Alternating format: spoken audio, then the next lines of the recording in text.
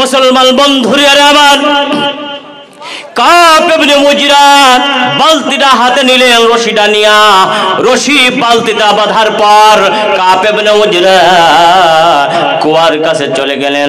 কুয়ার কাছে যাওয়ার পরে বালতিটা নিচে নামিয়ে দিয়েছেন।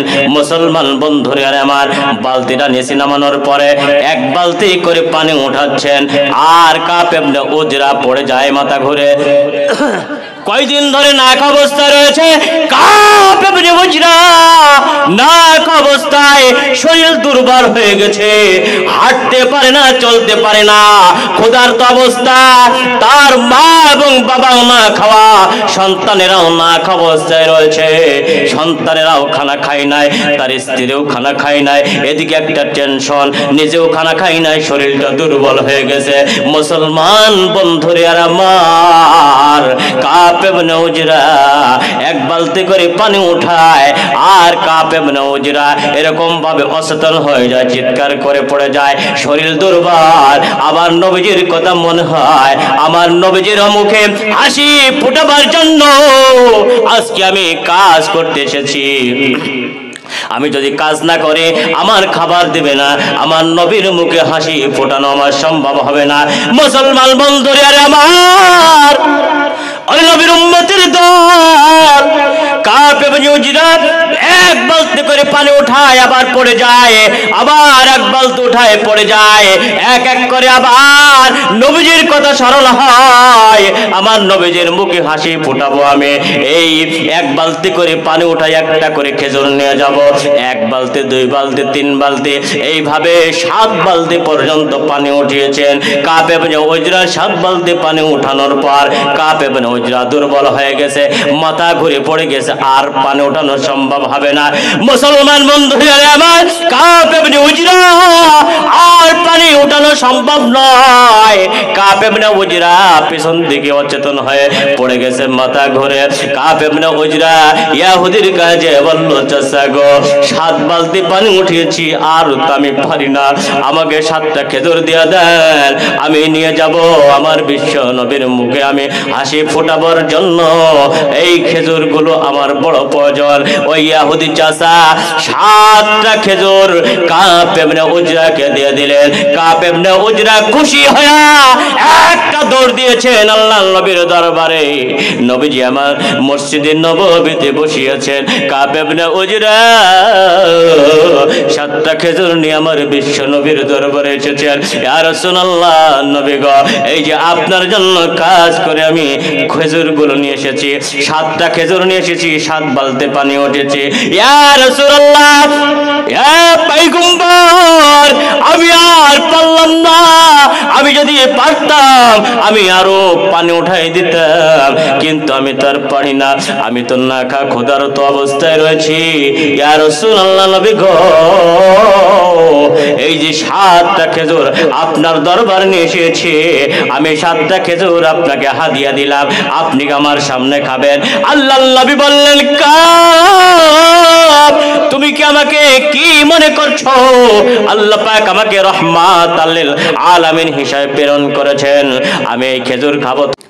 ইন্নাল হামদালিল্লাহি জামিআ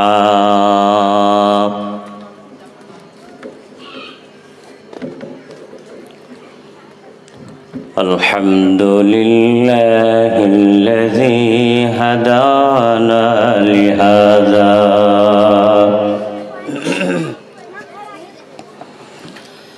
ওয়া মা কুন্না লিনাহতাদিয়া লাওলা আন হাদানাল্লাহ।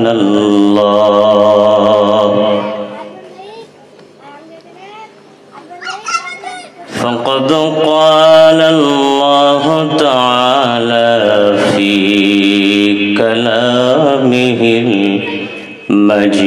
المجيد وفي فرقانه الحميد। ঠান্ডা সমস্যা, সকলে আমার সঙ্গে পড়ুন। أعوذ بالله من الشيطان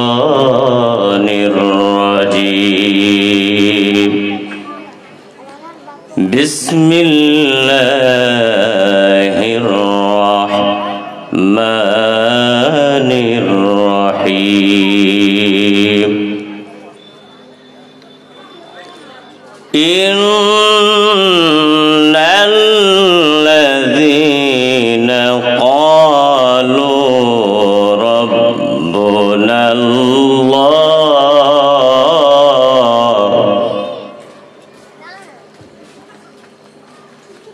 ثم استقاموا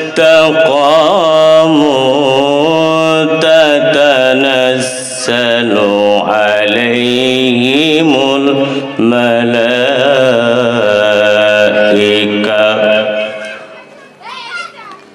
تتنزل عليهم الملائكة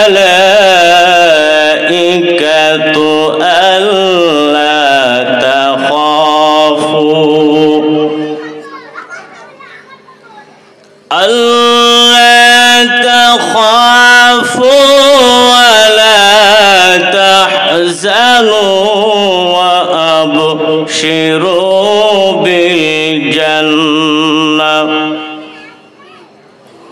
وأبشروا بالجنة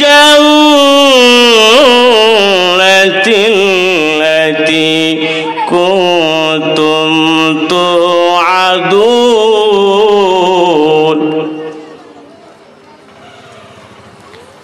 نحن أولياؤكم في الحياة الدنيا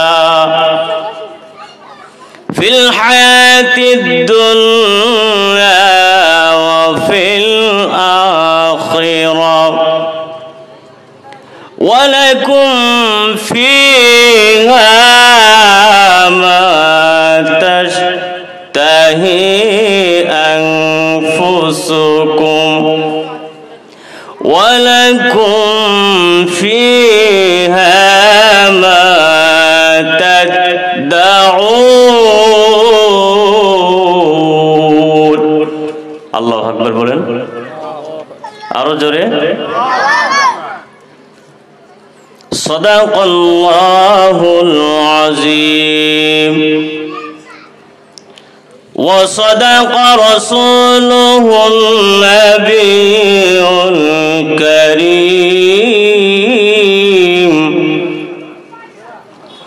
ونحن على ذلك لمن الشاهدين والشاكرين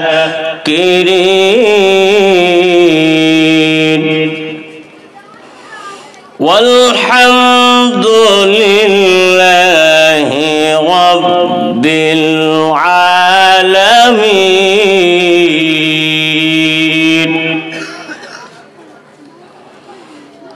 وقال رسول الله صلى الله عليه وسلم بعثت لأتمم مكارم الأخلاق أو كما قال عليه الصلاة والسلام وعن ابن مسعود رضي الله تعالى عنه قال سألت النبي صلى الله عليه وسلم أي الأعمال أحب إلى الله قال الصلاة لوقتها قلت ثم أي قال البر الوالدين قلت ثم أي قال الجهاد في سبيل الله أو كما قال عليه الصلاة والسلام إن الله وملائكته يصلون على النبي يا أيها الذين آمنوا صلوا عليه وسلموا تسليما اللهم صل على سيدنا مولانا محمد وعلى آل سيدنا مولانا محمد بلغ العلا بكماله كشف الدجى بجماله حسنت جميع خصاله صلوا عليه وآله لا إله إلا الله محبة الشهادة شكلي لا إله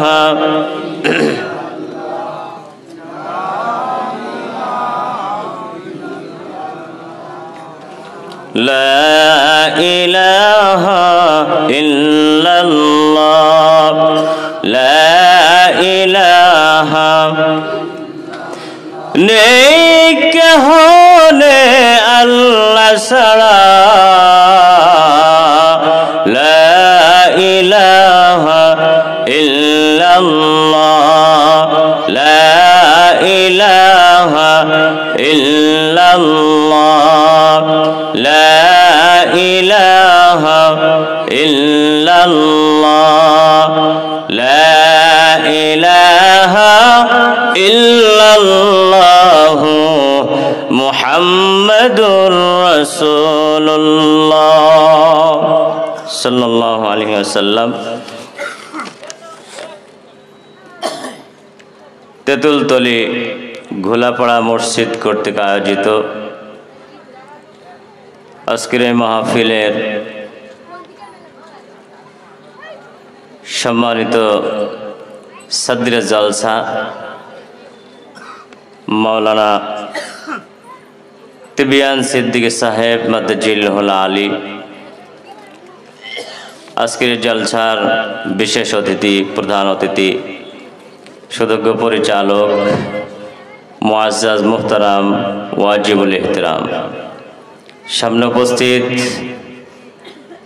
মুরব্বিয়ানে আজম, পর্দার আড়ালের আমার পরম শ্রদ্ধা মায়েরা, অনেক অনেক আদরের স্নেহের বোনরা, আজকের এই মাহফিল এখানে হচ্ছে কোরআন এবং হাদিসের আলোকে। এতে আপনারা খুশি না বেজার? খুশি? সবাই খুশি? তাহলে চিৎকার দিয়ে বলুন আল্লাহু আকবার, আরো জোরে বলুন আল্লাহু আকবার। আমরা যে আল্লাহু আকবার বললাম, এতে আল্লাহ খুশি হলেন না বেজার হলেন? খুশি হলেন। এজন্য আল্লাহু আকবার অর্থ কি? আল্লাহ বড়। আলহামদুলিল্লাহ, সুবহানাল্লাহ, এই বাক্যগুলো আলোচনা করলে আল্লাহ খুশি হয়, ঠিক না? বান্দার উপরে খুশি হয়। আপনি যাই কাজ কাম করেন, চাকরি করেন, ব্যবসা করেন, কৃষি কাজ করেন, এই কাজের ফাঁকে যদি আপনার মুখে সুবহানাল্লাহ, আলহামদুলিল্লাহ, আল্লাহু আকবার যদি জপতে থাকেন, তাহলে কাজের ভিতরে বরকত হবে। আল্লাহ পাক আপনার আমার আমল নামায় নেকি দান করবে, ঠিক কি না? সুবহানাল্লাহ বলুন। এই জন্য আমি যতক্ষণ থাকবো সুবহানাল্লাহ, আলহামদুলিল্লাহ, আল্লাহু আকবার আপনারা বলতে পারবেন ইনশাআল্লাহ? আমাদের দেশে শ্রোতাদের এত বলা লাগে না, অ্যাক্টিভ থাকে। সুবহানাল্লাহ, আলহামদুলিল্লাহ বললে তারা বলে। আপনারা বলবেন আশা রাখি ইনশাআল্লাহ। তো যাই হোক, আল্লাহ পাক রব্বুল আলামিন এই পৃথিবীতে যত কিছু নাজ নিয়ামত সৃষ্টি করেছেন, সবথেকে উত্তম নিয়ামত কোনটা বলতে পারেন? উত্তম নিয়ামত হলো মানুষ। উত্তম নিয়ামত কি? ওয়ালাকাদ কাররামনা বানি আদম। আল্লাহ পাক রব্বুল আলামিন বানি আদমকে বড় ভালোবেসে, মায়া করে, মোহাব্বত করে সৃষ্টি করেছেন। আলহামদুলিল্লাহ বলুন। বানি আদমকে মায়া করে সৃষ্টি করেছেন। এই পৃথিবীতে যত নিয়ামত আছে সবথেকে উত্তম নিয়ামত হলো মানুষ। মানুষের মধ্যে আল্লাহ পাক রব্বুল আলামিন আবার আমাদেরকে মুসলমান হিসাবে সৃষ্টি করেছেন, একটি ধর্ম দিয়েছেন, যে ধর্মের নামটা কি বলুন? ইসলাম। এজন্য আমরা শুকরিয়া আদায় করছি আলহামদুলিল্লাহ। আরো জোরে বলুন আলহামদুলিল্লাহ। আওয়াজটা জোরে হতে হবে। হযরত ওমর ফারুক রাদিয়াল্লাহু তাআলা আনহু তিনি যদি আল্লাহু আকবারের ধ্বনি দিতেন 3 মাইল পর্যন্ত ধ্বনির আওয়াজ চলে যেত। কয় মাইল? 3 মাইল পর্যন্ত চলে যেত। হযরত ওমর যে রাস্তা দিয়ে হাঁটতেন ওই রাস্তা দিয়ে শয়তান 40 দিন পর্যন্ত হাঁটত না। এত ভয় পাইতো শয়তান হযরত ওমরকে দেখে। সামনে দিয়ে যদি শয়তান আসতো আর ওমর রাদিয়াল্লাহু তাআলা আনহু যদি যাইতো, তো ওমরকে দেখে শয়তান আগের থেকেই রাস্তা পরিবর্তন করত। সুবহানাল্লাহ। রাস্তা কি করত? পরিবর্তন করত, যে হযরত ওমর আসতেছে, কি নাকি ঘটনা ঘটায়, এজন্য আলাদা চলতো শয়তান। তা আমরা তো সে ওমরের উত্তরসূরি, ঠিক কি না? আমরা ওমরের কি উত্তরসূরি, এজন্য আমাদের আওয়াজটাও ওরকম হতে হবে। এজন্য একটু গলাটা পরিষ্কার করে নি। নারায়ে তাকবীর, নারায়ে তাকবীর। সকলের গলাটা একটু পরিষ্কার হয়েছে না? জড়তা ভাবটা গেছে, তাই না? মুসলমান ভাইরা রে আমার, আজকাল মাহফিল দিলে দেখা যায় মাহফিলের স্টেজে মানুষ যেগুলো থাকে তার থেকেও বেশি মানুষ থাকে দোকানপাটে, ঠিক কি না? দোকানপাটে বেশি থাকে। কারণ মাহফিলটা এটা একটা মনে হয় যে বাৎসরিক একটা মেলা শুরু হয়েছে। ভুল বললাম আমি? আসলে তো মাহফিল কোরআন হাদিসের আলোচনা, এটা হেদায়েতের জন্য, ঠিক কি না? হেদায়েতের জন্য মাহফিল দেওয়া হয়, জলসা দেওয়া হয়, যেখানে কোরআন এবং হাদিসের আলোচনা শুনে মানুষ হেদায়েত প্রাপ্ত হবে, নামাজ পড়বে, মা বাবার সঙ্গে ভালো ব্যবহার করবে। এটাই তো উদ্দেশ্য, এটাই মাহফিলের উদ্দেশ্য। কিন্তু উদ্দেশ্য ঠিক থাকে না, পরিপূর্ণ উল্টা হয়ে যায়।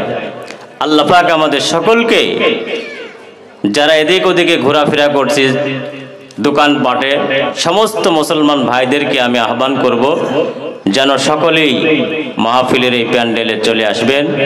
যতক্ষণ এখানে কোরআন এবং হাদিসের আলোচনা হবে ততক্ষণ এই জায়গাটা জান্নাতের বাগান হবে। কিসের বাগান? জান্নাতের বাগান। আল্লাহ পাক আমাদের সকলকে আখিরি মোনাজাত দিয়ে বাসায় যাওয়ার তৌফিক দান করুন। সকলেই বলুন আমিন। কারণ এই সময়ের শুকরিয়া আদায় করতে হবে, সময়ের দাম দিতে হবে, ঠিক কি না? সময়ের বড় দাম। সময় এমন একটা জিনিস, এই সময় যদি চলে যায় হেলায় খেলায়, পরবর্তীতে আমাদের চোখের পানি শুধু পড়তে থাকবে, আফসোস করতে থাকবে।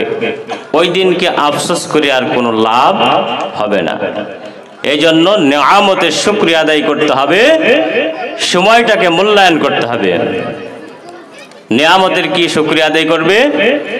আল্লাহ রাব্বুল আলামিন কুরআনুল কারীমের ভিতরে বলেন, কুল লাউ কানাল বাহরু মিদাদাল লিকালিমাতি রাব্বি লানাফিদাল বাহরু ক্বাবলা আন তানফাদা কালিমাতু রাব্বি ওয়ালাউ জিনা বিমিসলিহি মাদাদা। চিৎকার দিয়ে বলুন আল্লাহু আকবার। আরো জোরে বলুন আল্লাহু আকবার। আল্লাহ পাক রব্বুল আলামিন বলেন, হে বান্দারা, तमाम पृथ्वीर समस्त अल्लाह पाक रब्बुल आलामीन बोले बांदा तमाम पृथ्वीर पानी गुलो यदि कलम बानानो हय तमाम पृथ्वीर पानी आटलांटिक महासागर प्रशांत महासागर आरब सागर और बंगोपसागरेर पानी गुलो यदि कलम काली बानानो हय तमाम पृथ्वीर गाछपाला गुलो यदि কলম বানানো হয়, तमाम পৃথিবীর কালিগুলো আল্লাহ পাকের নিয়ামত লিখতে লিখতে এরকম ভাবে কালিগুলো শেষ হয়ে যাবে। কিন্তু আল্লাহ পাক রব্বুল আলামিন এমন নিয়ামত আমাদের মাঝে দান করেছেন, লিখতে লিখতে কালি শেষ হয়ে যাবে, আল্লাহর নিয়ামত লেখা শেষ করা সম্ভব নয়। বলুন, আল্লাহর নিয়ামত লিখে শেষ করা যাবে না। আল্লাহ পাক আমাদেরকে এই तमाम পৃথিবীর শস্য শ্যামল পৃথিবীর সুন্দর রূপ লাবণ্য দুচোখ ভরে আমরা অবলোকন করতেছি, ঠিক না বে ঠিক? চোখ দান করেছেন কে? আবার বলুন, সব কিছু আল্লাহ পাক দান করেছেন। আপনি একটু চিন্তা করুন, আমার আপনার বডির ভিতরে যেই নিয়ামতগুলো আল্লাহ পাক দান করেছেন, এটা দুনিয়ার কোনো মানুষের দেওয়া নিয়ামত নয়, ঠিক কি না? চোখ দান করেছেন কে? হাত দান করেছেন কে? পাও দান করেছেন কে? জবান দান করেছেন কে? সব কিছু আল্লাহ পাক দান করেছেন, ঠিক কি না? এই জন্য আল্লাহ পাক রব্বুল আলামিন বলে, বান্দা যে চক্ষু আমি তোমাদেরকে দান করেছি, এই চক্ষু পৃথিবীর কোনো মানুষ তোমাদেরকে দিতে পারে না। পৃথিবীর কোনো মানুষের এরকম ভাবে সম্ভব নয় তোমাকে দুইটা চক্ষু দান করবে, দিতে পারবে কিন্তু চোখের পাওয়ার দিতে পারবে না। আমি আল্লাহ রাব্বুল আলামিন তোমাকে দুইটা চক্ষু দান করেছি, কত সুন্দর নিয়ামত দান করেছি। এই বডির দাম হলো 2 আনা, আর একটা চোখের দাম হলো 12 আনা। আল্লাহ পাক বলেন, চক্ষু দান করেছি 12 আনার চক্ষু, আমাকে কোনো টাকা পয়সা দিতে হয় নাই। তোমার এই চোখের পাওয়ার আমি আল্লাহ রাব্বুল আলামিন দান করেছি। এর নিয়ামতের শুকরিয়া জীবন ভর যদি তুমি করো বান্দা, আমার নিয়ামতের শুকরিয়া আদায় করে শেষ করা কোনোদিন সম্ভব নয়। বলুন, এই নিয়ামত, চোখের নিয়ামত শেষ করে তো শেষ করতে পারবা না। এত সুন্দর দামি নিয়ামত তোমাকে দান করেছি। আল্লাহ পাক রব্বুল আলামিন বলে, বান্দা ও ভারতের মুসলমান ভাইরা আমার, পর্দা ঋষির মা বোনেরা, আল্লাহ পাক রব্বুল আলামিন আমাদেরকে দুইটা হাত দান করেছেন। আল্লাহ পাক আমাদেরকে জবান দান করেছেন, যে জবান দিয়ে আমরা কথা বলি, যে জবান দিয়ে আমরা কথা বলতে পারি। এই জবান দিয়ে আল্লাহ পাক রব্বুল আলামিন বলেন, কিয়ামতের ময়দানে জবানের হিসাব হবে। জবান দিয়ে তুমি কোন কথা বলেছো? জবান দিয়ে ফায়সা কথা বলেছো, নাকি জবান দিয়ে আমি আল্লাহর বড়ত্ব প্রকাশ করেছো? এই জবান দিয়ে ভালো কথা বলেছো, কোরআন তেলাওয়াত করেছো, জিকির আজকার করেছো, না আমার নিষিদ্ধ জায়গায় গিয়েছো? আল্লাহ পাক বলেন, মা আতাকুমুর রাসূলু ফাখুযু ওয়া মা নাহাকুম আনহু ফান্তাহু। বলুন, আল্লাহ পাক রব্বুল আলামিন বলেন, ও পৃথিবীর মানুষেরা, আমি তোমাদেরকে আদেশ করলাম, আমার আদেশ মোতাবেক চলবা। আমি যেইগুলো আদেশ করেছি 5 ওয়াক্ত নামাজ পড়বা, আদেশ করেছি রমজান মাস আসলে রোজা রাখবা, আদেশ করেছি হজ ফরজ হলে হজ করবা, ভালো কথা বলবা, ভালো কাজ করবা, আদেশ করেছি কোরআনুল কারীম তিলাওয়াত করার জন্য, আদেশ করেছি আমার পয়গম্বরের হাদিসগুলো তিলাওয়াত করার জন্য। আমি আদেশ করেছি এরকম ভাবে সুন্দর সুন্দর করে তিলাওয়াত করবা। আমি আদেশ করেছি আমার প্রশংসা করার জন্য, কিন্তু আমার প্রশংসা বাদ দিয়া, আমার আদেশগুলো বাদ দিয়া নিষিদ্ধ জায়গায় তোমার জবানকে দিয়েছো। আমি আল্লাহ রাব্বুল আলামিন আজকে তোমার জবানের হিসাব নেব। আমি তোমাদেরকে চক্ষু দান করলাম, এই চক্ষু দিয়া কোরআনের পৃষ্ঠা দেখার জন্য, এই চক্ষু দিয়া হাদিসের পৃষ্ঠা দেখার জন্য, এই চক্ষু দান করেছে মা বাবার চেহারার দিকে তাকানোর জন্য। কিন্তু চোখটা অন্য জায়গায় গিয়েছে, আমার নিষিদ্ধ জায়গায় চলে গিয়েছে। ও বান্দা, আজকে কিয়ামতের ময়দানে চোখের হিসাব দাও। আমি তোমাকে পাও দান করেছি, মসজিদে আজান হবে, মুয়াজ্জিন বলবে আল্লাহু আকবার, আল্লাহ বড়, হাইয়া আলাস সালাহ, আসো নামাজের দিকে, হাইয়া আলাল ফালাহ, আসো কল্যাণের দিকে। দুনিয়ার সমস্ত কাজগুলো বাদ দিয়া মসজিদের দিকে চলে যাইব, আমি আল্লাহর কুদরতে পাই সেজদা করবা বান্দা, কিন্তু আমার নিষিদ্ধ জায়গায় তোমার চোখটা গিয়েছে, আজকে কিয়ামতের ময়দানের জবাব দিয়ে দাও। অন্য আয়াত আল্লাহ পাক বলেন اليوم نختم على أفواههم وتكلمنا أيديهم وتشهد أرجلهم بما كانوا يكسبون চিৎকার দেবেন আল্লাহু আকবার। মুসলমান ভাইয়ার আমার কিয়ামতের ময়দানে আল্লাহ পাক রব্বুল আলামিনের দরবারে আমার চোখ, আমার হাত, আমার পাও, আমার অঙ্গ প্রত্যঙ্গ গুলো আমার বিরুদ্ধে আল্লাহর কাছে সাক্ষী দিবে। আল্লাহ, চক্ষু যেই জন্য তুমি দান করেছিলে তোমার আদেশের অমান্য করেছে, জবান যেই জন্য দান করেছিলে জবানের অমান্য করেছে। জবান দান করেছিলে কোরআন তিলাওয়াতের জন্য, কিন্তু কোরআন তিলাওয়াত করে নাই। জবান দান করেছিলে জিকির আজকার করার জন্য, কিন্তু জিকির আজকার করে নাই। এই জবান নিষিদ্ধ জায়গায় গিয়েছে।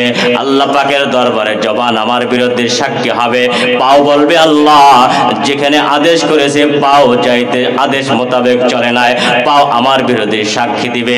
এমনকি শরীরের চামড়া গুলো কিয়ামতের কঠিন মুসিবতের সময় আমার আপনার বিরুদ্ধে আল্লাহর কাছে সাক্ষী দিবে, আমার আপনার বিরুদ্ধে সাক্ষী দিবে।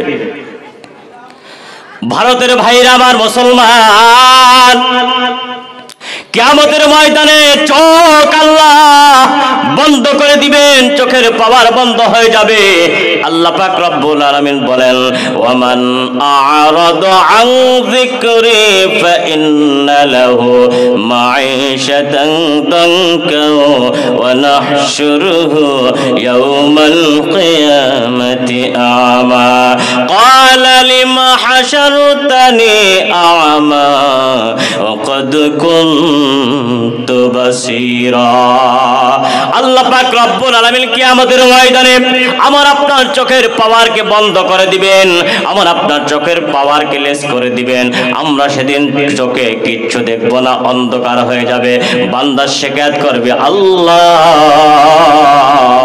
দুনিয়াতে দুইটা চক্ষু দান করেছিলা, এই চোখ দিয়ে আমি দুনিয়ার সুন্দর রূপ লাবণ্য দেখতাম, দুনিয়ার সব কিছু দেখতাম। হে রব্বে করিম, আজকে আমার চোখের পাওয়ার তুমি বন্ধ করে দিয়েছো, কারণ কি? আমি তো আর চোখে দেখতে পাচ্ছি না, অন্ধ হয়ে গেছি। আল্লাহ পাক রব্বুল আলামিন বলবেন দুনিয়াতে চক্ষু দান করেছিলাম যেই জন্য, কিন্তু সেইটা কাজে লাগাও নাই। আজকে কিয়ামতের ময়দানে চোখের কোনো কাম নাই, আজকে তোমার চোখ বাঁচাই রেখে কোনো লাভ নাই। মুসলমান বন্ধুরা আমার, অন্য আয়াত আল্লাহ পাক বলেন ওয়ানাহশুরুহুম ইয়াওমাল কিয়ামাতি আলা ওয়াজুহিহিম উময়ান ওয়া বুকমান ওয়া সুম্মা। আল্লাহ পাক রব্বুল আলামিন কিয়ামতের ময়দানে আমার আপনাকে এমন ভাবে শাস্তি প্রদান করবেন। আল্লাহ পাক কোরআনুল কারীমের ভিতরে বলেন কিয়ামতের ময়দানে আমার আপনার পাওগুলা এরকম ভাবে লোহার শেকল দ্বারা, যে জাহান্নামের লোহার শেকল গুলো, লোহার শেকল জাহান্নামের আগুনে জ্বালাইতে জ্বালাইতে লাল বর্ণ হয়ে যাবে। জাহান্নাম এত কঠিন হবে, জাহান্নাম মানুষদেরকে বলতে থাকবে উদ্দেশ্য করে আলমিম মাজিদ, আরো কি আছে, আরো কি আছে, আমাকে দাও, আমাকে দাও। জাহান্নাম এত কঠিন হবে, এই জাহান্নাম থেকে এরকম জাহান্নামের ফেরেশতা গুলো প্রত্যেকদিন 400 বার পানা চাইতেন। সুবহানাল্লাহ। জাহান্নাম থেকে ফেরেশতারা পানা চাইতেন। এত কঠিন জাহান্নামের আগুন সহ্য করা সম্ভব হবে না, ঠিক কি না? সহ্য করা যাবে? দুনিয়ার আগুন একটু হাত পুড়ে গেলে জ্বলতে থাকে কত কিছু সমস্যা, কিন্তু কিয়ামতের যে আগুন হবে, এই আগুন জ্বালাইতে জ্বালাইতে তাপমাত্রা দুনিয়ার আগুনের থেকে 70 গুণ বেশি হবে, লাল বর্ণ ধারণ করবে, এত কঠিন আযাব হবে। মুসলমান ভাইরা রে আমার, জাহান্নামের শিকল দ্বারা আসামীদেরকে পায়ে এরকম ভাবে বাঁধা হবে, পায়ে বেঁধে উপরের দিকে লটকানো হবে, মাথাটা নিচের দিকে থাকবে, উল্টা ভাবে শাস্তি দেওয়া হবে।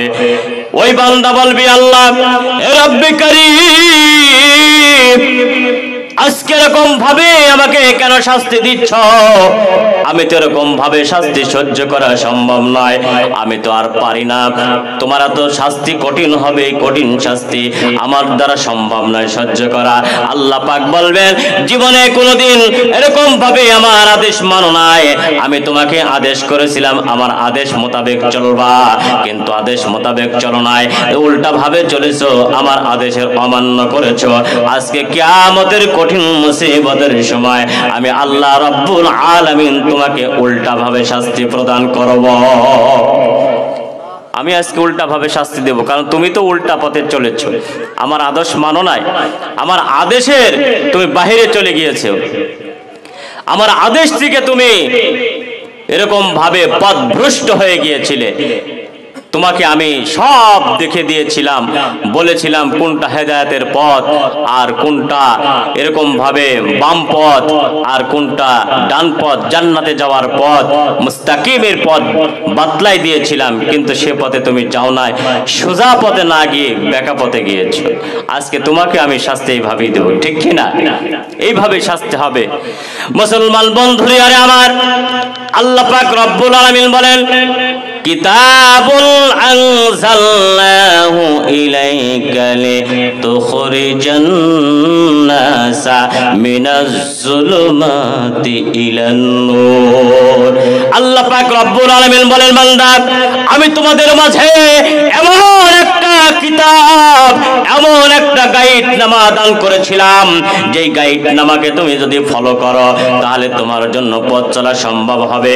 তোমার জন্য এরকম ভাবে সুন্দর একটা কিতাব দান করেছিলাম, যেই কিতাবটা তুমি যদি ফলো করতে, এই কিতাব আমি অন্ধকার আচ্ছন্ন থেকে মানুষদেরকে জুলমাত থেকে আলোর পথে আনার জন্য দান করেছিলাম।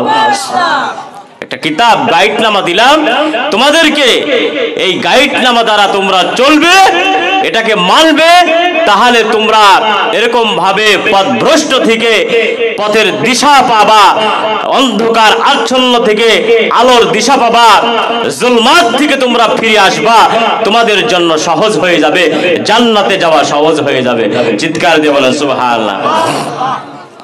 মুসলমান ভাইরা রে আমার, যেই কথা বলছিলাম, আল্লাহ পাক রব্বুল আলামিন কুরআনুল কারীমের ভিতরে বলেন, ওয়ালাকাদ যারা'না লিজাহান্নামা কাসীরাম মিনাল জিন্নি ওয়াল ইনস লাহুম কুলুবুন লা ইয়াফকাহুনা বিহা ওয়া লাহুম আ'য়ুনুন লা ইউবসিরুনা বিহা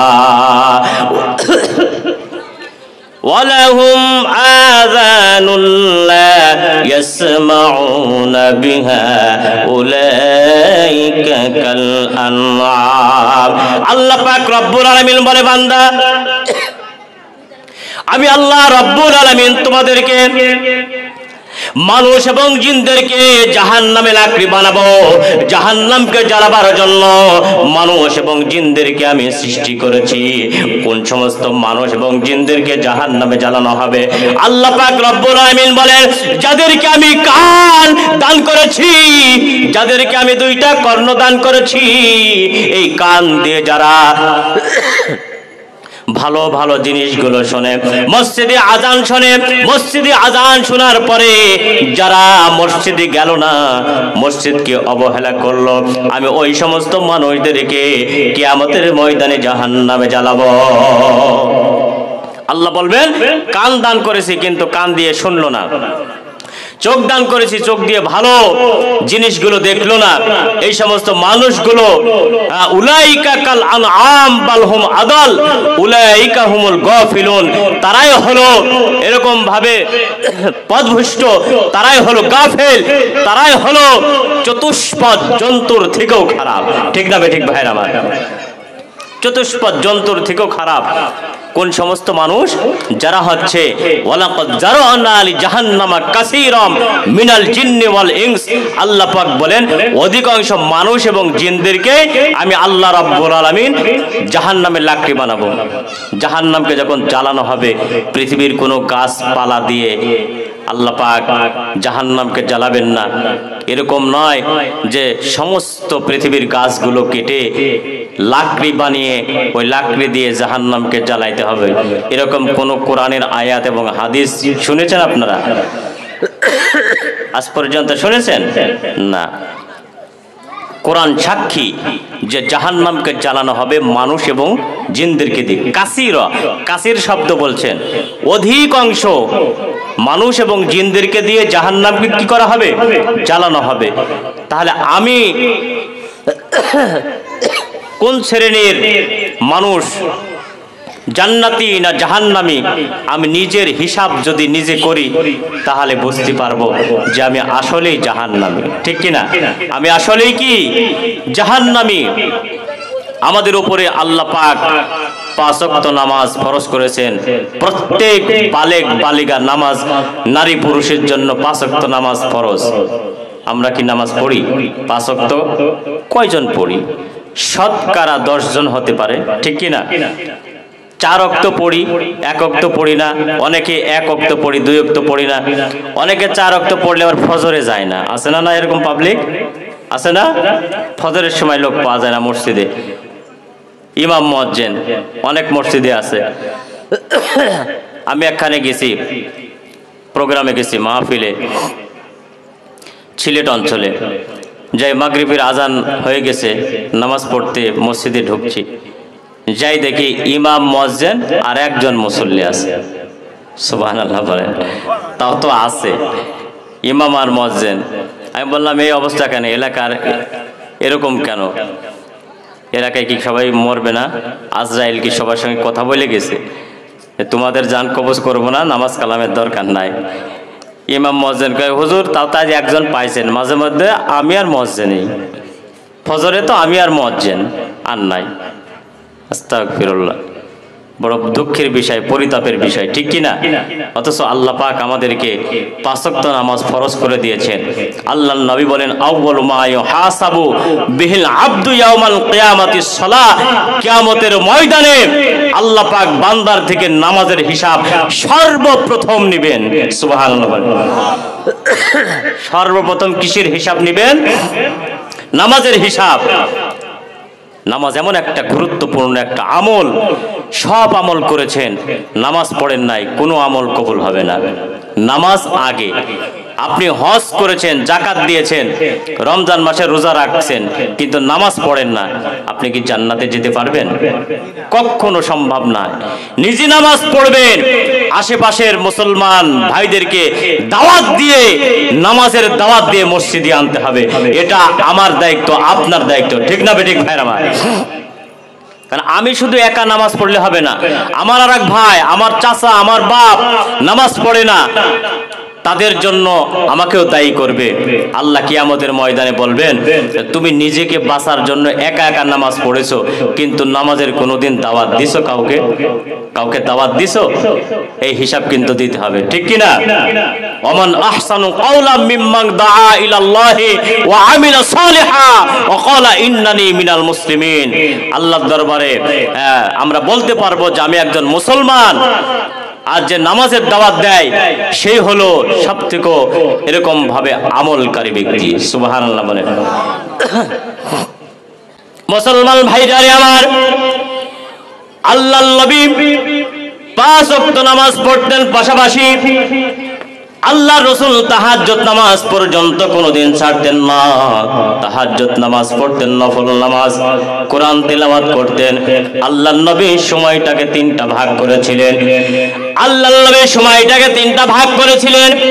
1 নম্বর হলো নবীজি আমার রাতের একটা ভাগ নামাজে কাটিয়ে দিতেন, তাহাজ্জুদ নামাজে। আর একটা ভাগ স্ত্রীদের সঙ্গে কাটাতেন।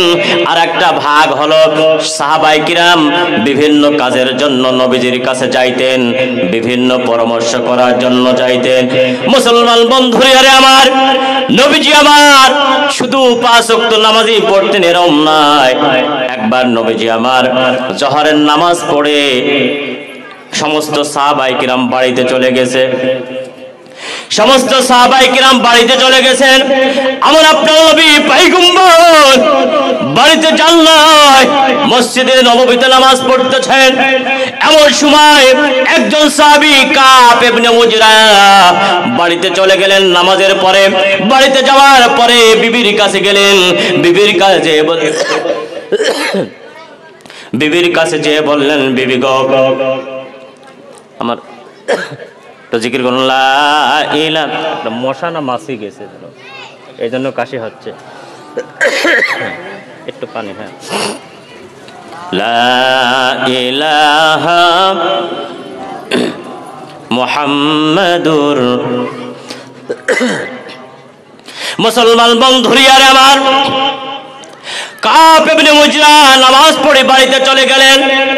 বাড়িতে যাওয়ার পরে বিবির কাছে বললেন, বিবি বাড়িতে খাবারের কিছু আছে কিনা বলো। বিবি বললেন, প্রাণের স্বামী বাড়িতে খাবারের কিচ্ছু নাই, খাবারের কিচ্ছু নাই। তোমার স্বামী এরকম ভাবে, তোমার মা বাবা না খাওয়া অবস্থা রয়েছে, তোমার সন্তানেরা না খাওয়া অবস্থায় রয়েছে, আমিও না খাওয়া অবস্থায় রয়েছি। প্রাণের স্বামী গো, বাড়িতে খাবারের কিচ্ছু নাই, খাবারের কিচ্ছু নাই। কাব ইবনে উজরা আল্লাহর রাসূলের কথা মনে হয়ে গেল।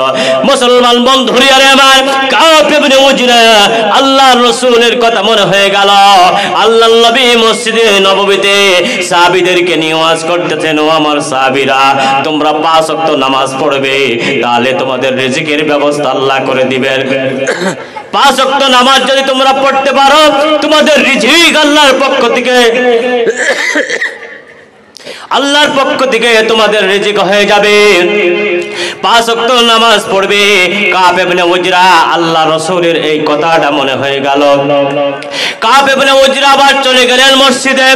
মসজিদে যাওয়ার পর কাব ইবনে উজরা দেখলেন নবীজি আমার সেখানে বসে বসে নামাজ পড়তেছেন। কাব ইবনে উজরা চিন্তা করেন, আল্লাহর নবী নামাজ পড়ে বাড়িতে চলে গিয়েছিলেন, আবার নবীজি আমার মসজিদে এসে কিসের নামাজ আদায় করছে, নবীজি আমার কিসের নামাজ পড়ে, একটু জিজ্ঞাসা করব। অপেক্ষায় রয়েছেন নবীজি কখন সালাম ফিরাবে। অনেকক্ষণ পরে আমার আপনার নবী, দু জাহানের বাদশা, আখেরি নবী পয়গম্বর ডান দিকে সালাম ফিরালেন, একটু পরে আবার বাম দিকে সালাম ফিরালেন। বাম দিকে সালাম ফিরানোর পরে কাব ইবনে উজরা নবীজিকে বলেন, ইয়া রাসূলুল্লাহ, ইয়া হাবিবাল্লাহ, নবী গো, আপনি তো নামাজ পড়ে বাড়িতে চলে গিয়েছিলেন, আবার আপনি কিসের নামাজ পড়েন? আপনি কিসের নামাজ পড়েন গো নবী, একটু আমাকে জানান।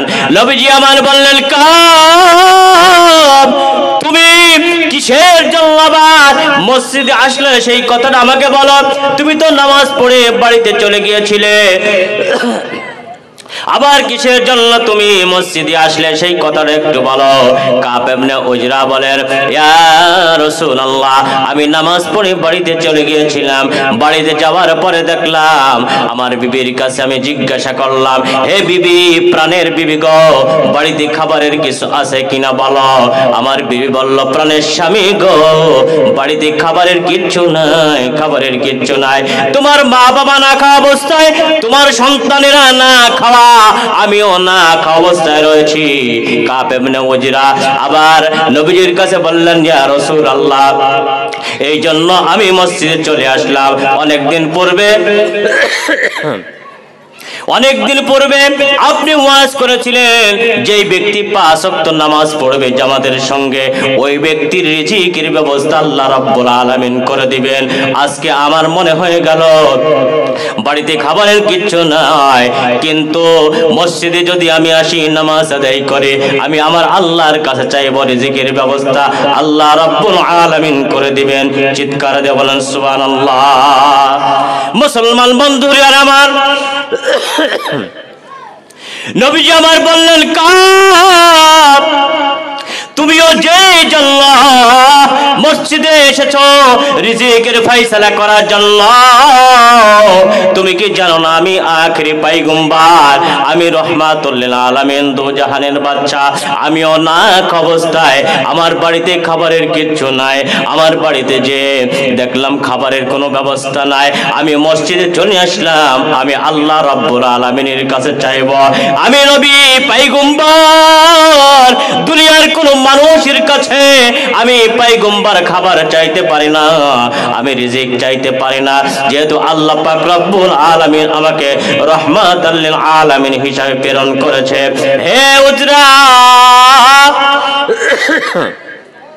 আমি মানুষের কাছে খাবার চাই না, আমি আমার রবের কাছে খাবার চাওয়ার জন্য আমি আজকে নামাজে দাঁড়িয়ে গিয়েছি। কাব ইবনে উজরা চোখের পানি ছেড়ে দিয়ে কাঁদেন আর বলেন, ইয়া রাসূলুল্লাহ, আপনি যদি একটু অনুমতি দেন আপনার জন্য একটু খাবারের ব্যবস্থা করে নিয়ে আসি। আল্লাহর নবী বললেন, কাব, আমার জন্য খাবারের ব্যবস্থা করা লাগবে না, তোমার মা বাবার জন্য তুমি খাবারের ব্যবস্থা করো, তোমার সন্তানদের জন্য তুমি খাবারের ব্যবস্থা করেন। বলেন সুবহানাল্লাহ। তো মুসলমান বন্ধুরা আমার, আল্লাহর নবীর কাছে বারবার যখন কাব ইবনে উজরা বলেন, ইয়া রাসূলুল্লাহ, আমাকে আপনি অনুমতি দেন আপনার জন্য খাবারের ব্যবস্থা করে নিয়ে আসি। আল্লাহর নবী বললেন, কাব, আমার জন্য খাবারের ব্যবস্থা করা লাগবে না, তোমার মা বাবার জন্য খাবারের ব্যবস্থা করে আসো, তোমার সন্তানদের জন্য খাবারের ব্যবস্থা করে আসো। কাব ইবনে উজরা বললেন, ইয়া রাসূলুল্লাহ, নবী গো, তাদের জন্য ব্যবস্থা করব, কিন্তু আপনি অনুমতি দেন গো নবী, আপনার জন্য খাবারের ব্যবস্থা করে নিয়ে আসি। আমার নবীর কাছে বারবার বলার পরে কাব ইবনে উজরা নাসর বান্দা সরে না। আল্লাহর নবী বললেন, হে কাব, ঠিক আছে, তোমাকে অনুমতি দিলাম, তুমি হালাল ভাবে আমার জন্য খাবার নিয়ে আসবা, হারাম খাবার আমি রাসূলের জন্য জায়েজ নাই। কাব ইবনে উজরা চলে গেলেন। আল্লাহর নবীর অনুমতি পাওয়ার পর কাব ইবনে উজরা চলে যাচ্ছেন খাবারের জন্য। নবীর জন্য খাবার কিভাবে সংগ্রহ করবেন, নবীর জন্য কিভাবে হালাল ভাবে খাবার আনা যায়, কাব ইবনে উজরা মাঠের ভিতরে দিয়ে, চকের ভিতরে দিয়ে চলে যাচ্ছেন। এমন সময় একজন ইহুদি চাচা সেখানে বকরি চড়াচ্ছেন। ইহুদি চাচা বকরি চড়াইতে চড়াইতে বকরির এরকম ভাবে পানির পিপাসা লেগে গেছে। কাব ইবনে উজরা চলে গেলেন ওই চাচার কাছে, যে বললেন, ইহুদি চাচা গো, একটু খাবো, একটু কাজের ব্যবস্থা করে দেন, আমি একটু কাজ করতে চাই। ইহুদি চাচা বলল, হে কাব ইবনে উজরা, আমার কাছে কাজের কোনো ব্যবস্থা নাই, তোমাকে আমি কাজ দিতে পারবো না, কাজ আমার হাতে এখন নাই। কাব ইবনে উজরা বলেন, চাচা গো, একটু ছোট্ট কাজ হলো আমাকে দেন, আমি আমার জন্য খাবারের ব্যবস্থা করতে চাই না। এমন একজন মানুষ না খাওয়া রয়েছে, যেই মানুষটা আল্লাহ পাক রব্বুল আলামিন দু জাহানের বাদশা হিসাবে, আখিরি পয়গম্বর হিসাবে দুনিয়াতে পাঠিয়েছেন। এ চাচা, আমাকে একটু খাবারের ব্যবস্থা করে দেন, একটু ছোট্ট কাজ যদি হয়, একটু কাজের ব্যবস্থা করে দেন, আমি কাজ করি, আমার বিশ্ব নবীর মুখে হাসি ফোটাবো, আমার পয়গম্বরের মুখে হাসি ফোটাবার জন্য আপনার দরবারে আমি কাজের একটু কাজ চেয়েছি। কাব ইবনে উজরা বারবার যখন কাজের কথা বলে, মুসলমান বন্ধুরা আমার, বারবার যখন কাব ইবনে উজরা ওই ইহুদি চাচার কাছে কাজের কথা বলে, ইহুদি চাচা বলল, হে কাব, ছোট্ট একটা কাজ রয়েছে, করতে পারবা কিনা? কাব বলেন, এই ইহুদি চাচা গো, ছোট্ট কাজ হলো আমি করতে রাজি আছি, কি কাজ করতে হবে বলো? চাচা বলল, এই যে আমার বকরিগুলো অনেকক্ষণ যাবত ঘাস খাচ্ছে, কিন্তু পানির পিপাসায় কাতর হয়ে গেছে, পানি খাবার প্রয়োজন, এই যে বালতি আছে, রশি আছে, এখানে কুয়া আছে, এক বালতি করে পানি উঠাইবা, একটা করে খেজুর তোমাকে দিব। চিৎকার দিয়ে বলুন সুবহানাল্লাহ। বালতি আছে, রশি আছে, কুয়া আছে, এক বালতি করে পানি উঠাইবা, একটা করে খেজুর দিব। আর ওই সময় আরবের খেজুর কিন্তু অনেক বড় বড় খেজুর ছিল, ঠিক কিনা? সাহাবাই কিরাম একটা খেজুর দিয়েই ইফতার করতেন। এত বড় বড় খেজুর ছিল, এখনো অনেক বড় বড় খেজুর কিন্তু পাওয়া যায়, আছে কিনা? অনেক বড় বড় খেজুর। মুসলমান বন্ধুরা আমার, কাব ইবনে মুজরা বালতিটা হাতে নিলেন, রশিটা নিয়া, রশি বালতিটা বাঁধার পর কাব ইবনে মুজরা কুয়ার কাছে চলে গেলেন। কুয়ার কাছে যাওয়ার পরে বালতিটা নিচে নামিয়ে দিয়েছেন। মুসলমান বন্ধুরা আমার, বালতিটা নিচে নামানোর পরে এক বালতি করে পানি উঠাচ্ছেন, আর কাব ইবনে মুজরা পড়ে যায় মাথা ঘুরে। কয়দিন ধরে নাক অবস্থায় রয়েছে কাব ইবনে মুজরা, নাক অবস্থায় শরীর দুর্বল হয়ে গেছে, হাঁটতে পারে না, চলতে পারে না, ক্ষুধার্ত অবস্থা, তার মা এবং বাবাও না খাওয়া, সন্তানেরাও না খাওয়া অবস্থায় রয়েছে, সন্তানেরাও খানা খায় নাই, তার স্ত্রীও খানা খায় নাই, এদিকে একটা টেনশন, নিজেও খানা খায় নাই, শরীরটা দুর্বল হয়ে গেছে। মুসলমান বন্ধুরে আর আমার, কাব ইবনে মুজরা এক বালতি করে পানি উঠায়, আর কাব ইবনে মুজরা এরকম ভাবে অচেতন হয়ে যায়, চিৎকার করে পড়ে যায়, শরীর দুর্বল।